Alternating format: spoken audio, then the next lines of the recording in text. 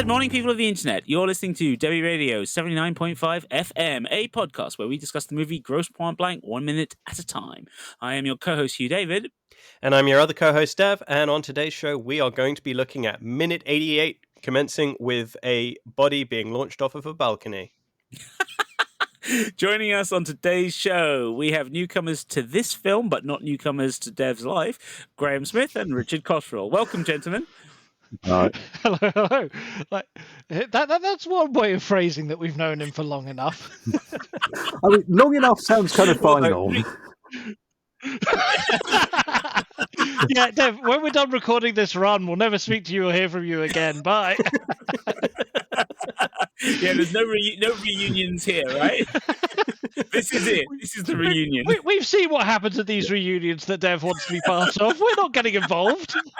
I mean, the sad thing is not only has our 10-year high school reunion been and gone, our 10-year college graduation reunion would have been and gone for the three of us. I did attend something for my...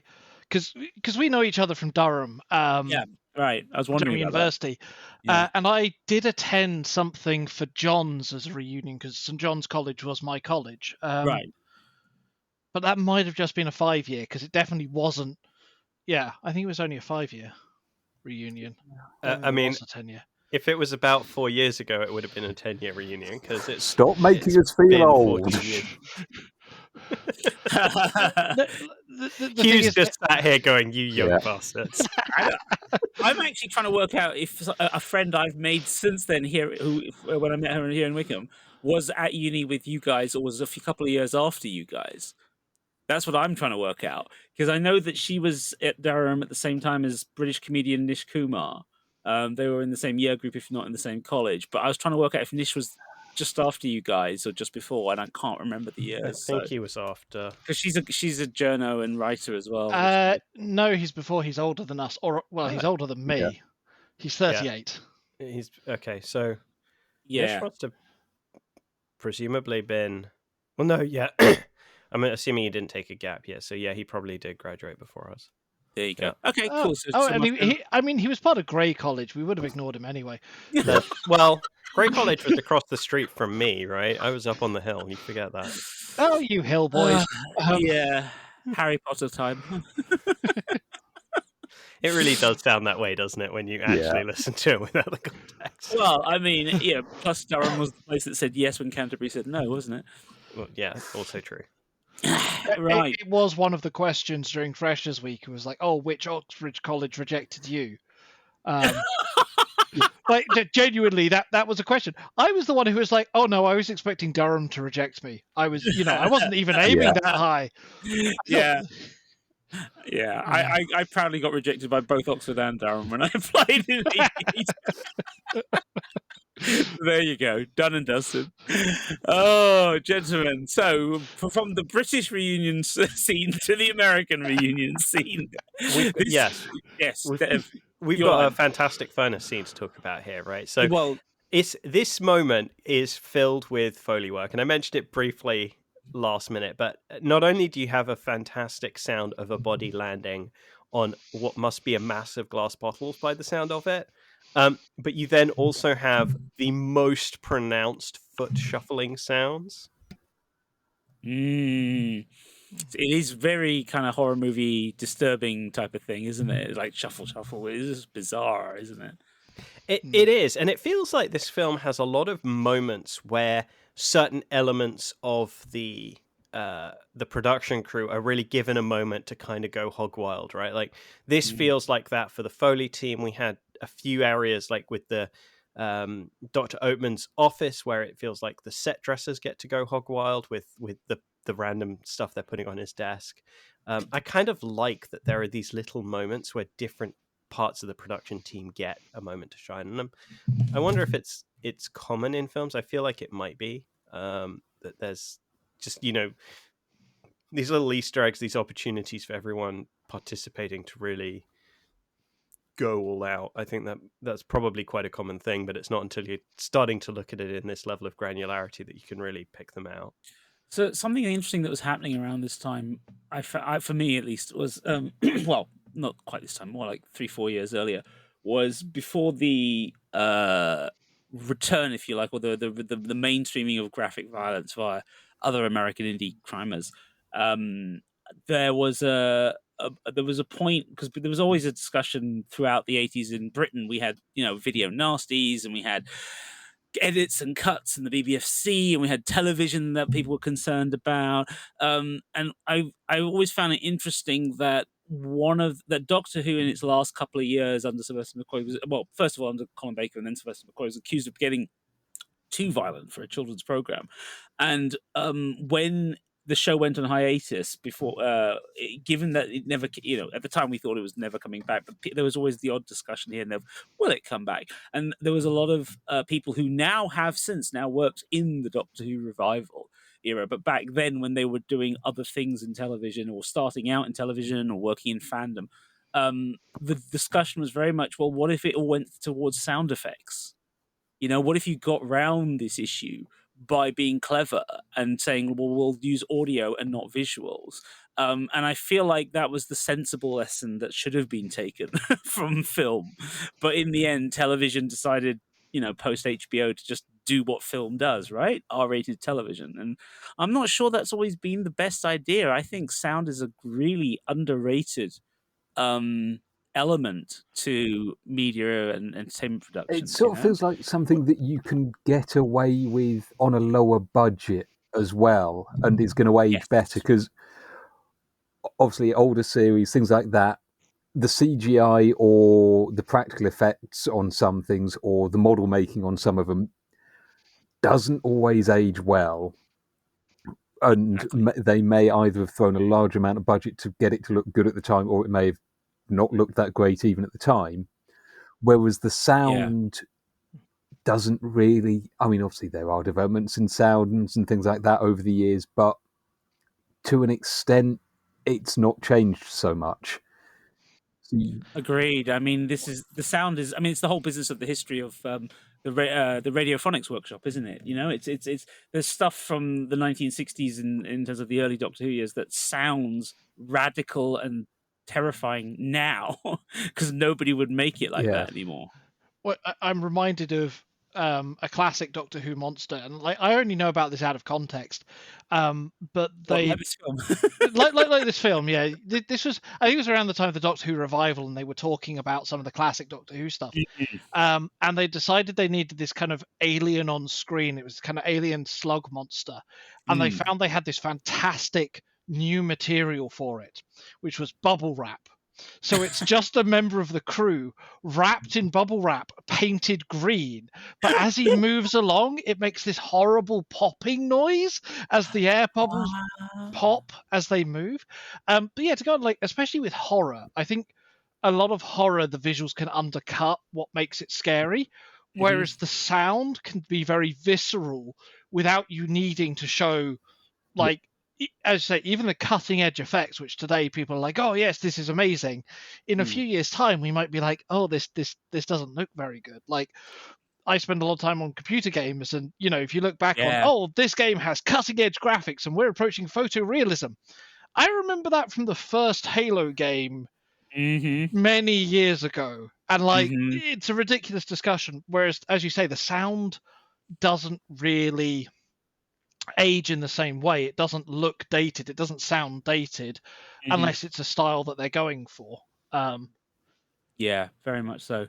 Very much so. And yeah, as you say, and this is the thing about this film, is that because you guys are coming in this late, what you've already mentioned in previous episodes, things that are traditions and or cliches of the genres it seems to be playing with.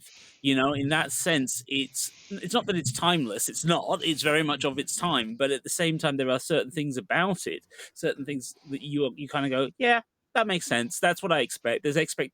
Your expectations are met by the formulas. And so in that sense, I think when you're dealing with non-science fiction, non-fantasy, when you're dealing with real world set stuff, which obviously can still age sometimes even more easily. I think it's interesting that here we are watching a film and we're discussing the Foley in particular, precisely because it still stands out as interesting and unusual and noticeable in this moment. but also allows for a certain kind of creative. It's a reminder that that's part and parcel of how these things work on us, right? As an audience, we don't always remember. Like, I can't think of the last time I came out of a film with friends when we were like, "Oh yeah," and that sound effect. Do you know what I mean? It doesn't. People always talk about the visuals. I mean, the times I remember sound effects tends to be when they're used badly. The ultimate example of this is The Man with the Golden Gun. They have one of the most impressive car stunts of all time. Yep. And they put a slide whistle over it. I know, it's awful. It's just because they just played it for laughs, right? On the basis they didn't think it would happen. Yeah. And like, it's genuinely one of the best stunts ever, in my opinion. Absolutely.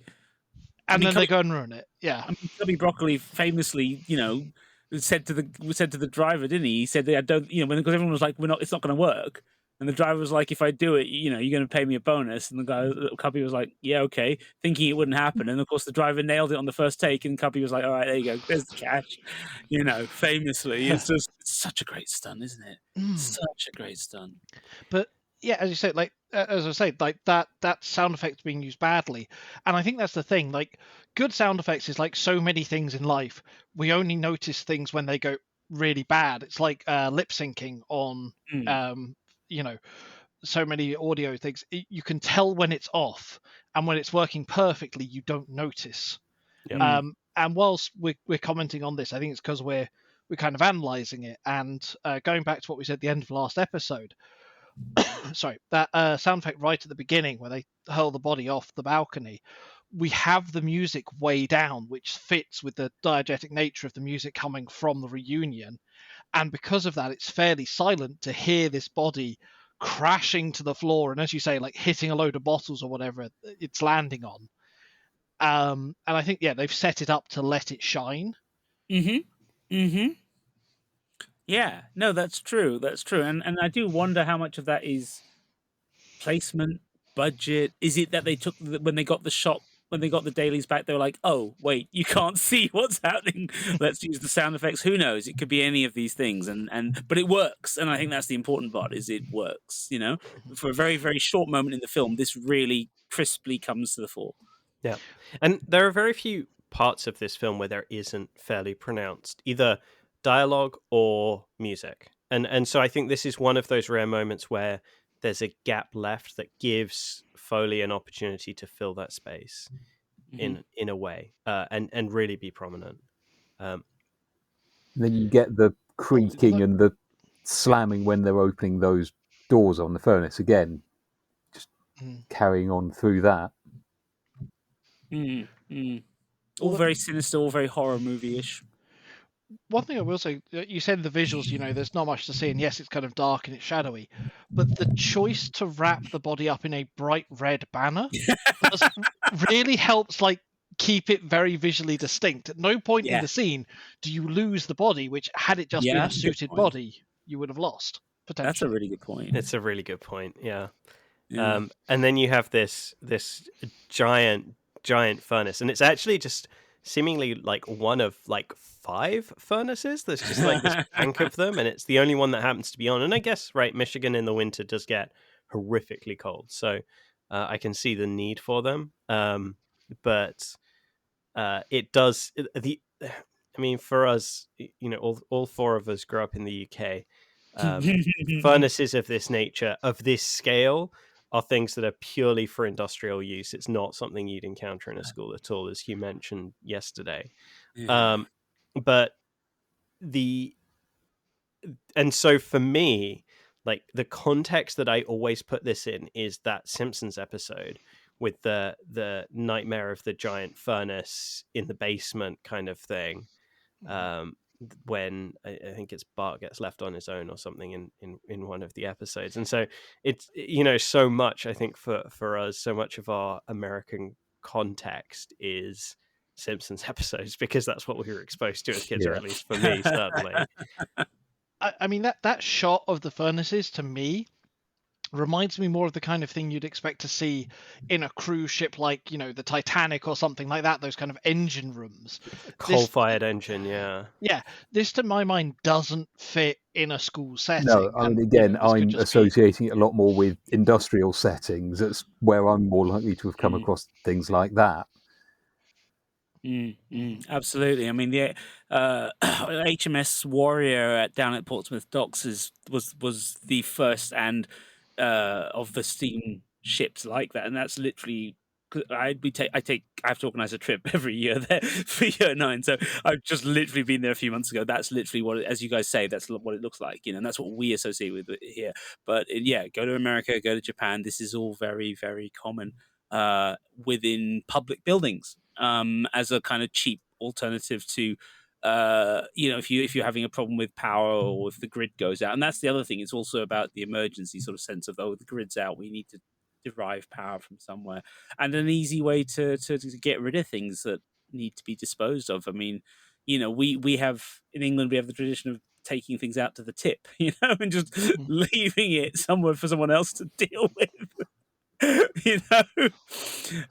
So yeah, interesting. It is interesting, but it does give it that lovely macabre industrial sense of the setting, and of course that fits nicely with the whole thing of Detroit itself. This is a suburb rather than inner urban Detroit, but of course Detroit itself, of course, is famously the car town, the town of manufacture, metalwork, an industrial hub.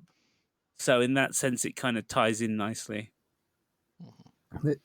And then sort of at the end of that, with the furnaces, obviously you've got the red light from the furnace on them, and it goes straight back to them walking into the room with where the dance was going on, with the red lighting there. Although it's obviously showing. I mean, it's showing. I suppose that's part of the point of the scenes earlier showing the dance going on, is that this is now a later point again in the dance, because no one's dancing by the look of it. They're all sat around. Yeah, they've all wiped out. They're all drunk or finished or didn't manage to get off with the person they wanted to. And the pace of the music has changed a lot as well to accompany that, right? It's slowed down. Yeah. We've got like laid back reggae beats instead of the more frantic pop energy of 9 and 9 to yeah, there's no DJ on the stage there, anything like that. The woman in the neck brace, is that some part of the film, or? It is. It's a fairly brief part of the film, and it's actually a reference to another film, I believe, although I can't remember what the other film is, that I think Joan Cusack was in. I'm going to have to look. It just sort of looks a little bit out of place there, too much so to just be a coincidental thing, but obviously we've got none of the context for this, so... Yeah, so actually, most of the folks sitting at that table, we've had interactions with in the course of the film in general, or the reunion in particular. So most of them are familiar faces if you stop and kind of give them a moment. Something I find really weird about this, we talk so much about like how on point Martin is with his profession so much of the time. The fact that he didn't stop in a bathroom and just clean up and tidy up a little bit before walking back into the main hall seems like a massive oversight. And I think they did it just to kind of underscore the difference between him and Paul at this point and everybody else, and really give that sense of like being otherness, outsideness. You're saying that, but he has still cleaned up the blood from his hand to an extent by the look of it. So he's clearly put a little bit of effort into cleaning up, but just enough so it doesn't look like he's murdered anyone and he's just scruffy. Exactly, yeah. He it's that thing you guys said in previous episodes of judging like what he's got time for and what is acceptable. Like he's clearly got a fairly good idea that if people see a certain amount of blood, he could have had a small accident. People are drunk. It's that sort of evening. Maybe it was a fight, but if it's too much, and also it's darkly lit, he's wearing a black suit, there's definitely a certain amount of blood he could get away with. Yeah. I mean, quite frankly, he really doesn't in this scene. Even though they're walking in, they're sweating, and there's this lovely sense of two men walking back from hell with the red light and everything. But ultimately, they don't really look any worse off than anyone else standing there at the bar. Right, sooty stains aside, and Yeah. a split lip or two, yeah. I mean, the other thing is we have just seen him lose his cool. Like earlier, we were talking about how composed he was in terms of, right, I've got a body and how do I deal with it? Once the body's into the furnace and he kind of burns himself on the edge of it, you see him flip out and then almost go to close the furnace with his hand before catching himself and picking up the rag. Like you see him begin to lose that control that he's had. And Really we see good that point. as well with like this guy who's normally and you two aren't necessarily aware of this, normally fairly well dressed or fairly sharply dressed, even if the dress the outfit choices are somewhat interesting. But walking back into that hall, it looks like that suit is like 3 sizes too big for him. It's kind of hanging off. The shirts I think are the thing that really for me make it seem like that they're not quite performing the way they should be, because they're just so sloppily done up, buttons everywhere, wrinkled and not crisp. And the collar outside the suit collar. Yeah. And considering again, lack of context for you guys, for us, and for our listeners, in an earlier episode where we focused very much on him getting ready for the ball, and there's a huge focus on him dressing up, getting himself ready, tying, getting his shirt right, his jacket, or everything that you guys have just described as now being undone. We watched him do earlier on in the film, put a great deal of effort into preparing. And so in that sense, the audience will notice what's happened now. It will be something they will perceive because of the earlier focus. But at the same time, for everybody else in the room, it kind of just looks like the two of these guys have had a massive scrap over whatever it is. True. And it still kind of works for the cover. And I mean, you can still get that with like the friend's looking angry and he's guiding him by the arm back. Like he takes his arm to guide him to make sure that he's still under control, as it were. Yep. Like getting that back. So. Yeah, that's a good way of looking at it, actually. There is a sense of a shift of power slightly for a moment between these two. Yeah. It's going to be interesting to see how that plays out as we move on in the next few minutes. Speaking of which, anything else to throw in there? No. Nothing from me. Okay, then. So, right, Dev, it's you, isn't it? Oh, actually, there is one last thing I should mention, considering I actually wrote a note of it, is nobody's going to come looking for this guy. Is such a telling line, not just about this particular guy that's come after Cusack, but I think everybody in the profession, right? It's true for Grosse, it's true for, Martin himself. Right. When these people are gone, nobody's going to come looking for them. They don't have connections. They don't have friends and family that they're, in touch with, right? Like this is the big change that happens to Martin in this film, is that he reestablishes those connections, and it's what potentially seeds the change for his behavior, is that he's actually reformed those connections. Because of course he described this guy as a ghoul. He'll talk about the others as professionals, but this guy's a ghoul. He's an untrained ex-terrorist, who now just does jobs for hire. And so there's very much that sense of I'm better than that, but then the realization that am I really any better than that? Because, no one's going to miss him. They'll just hire somebody else. And that's also Grosse's point to some degree. Part of Grosse's point about forming a union, getting jobs done, is also because in his own weird way, Grosse is looking for some sort of security as well at the end of it all. Yep. You can imagine a future in which he sees himself retiring to run the union and just make sure that other killers get the jobs. Assuming he lives that long. Yep, absolutely. Okay. Cool. This was minute 88 of the Grosse Pointe Blank podcast, Debi Radio 79.5 FM, featuring your hosts, co-writers, and co-producers, Dev and Hugh. Today's guests were Richard Cottrell and Graham Smith, and you can find us at all good podcast players, including the one you're listening to us on, also on YouTube, Twitter, X, formerly known as Twitter, and Spotify, all at Debi Radio, DEBI Radio. And finally, on our website, debiradio.com, and once more, that is DEBI Radio. And if you want to talk with us about this film or films in general, you can join us on our Facebook listeners group, Debi Radio Fan Club, Debi Radio 79.5 FM Fan Club. Sure was clear that all of this was new. Concentrating hard like a little girl, smoking for the first time.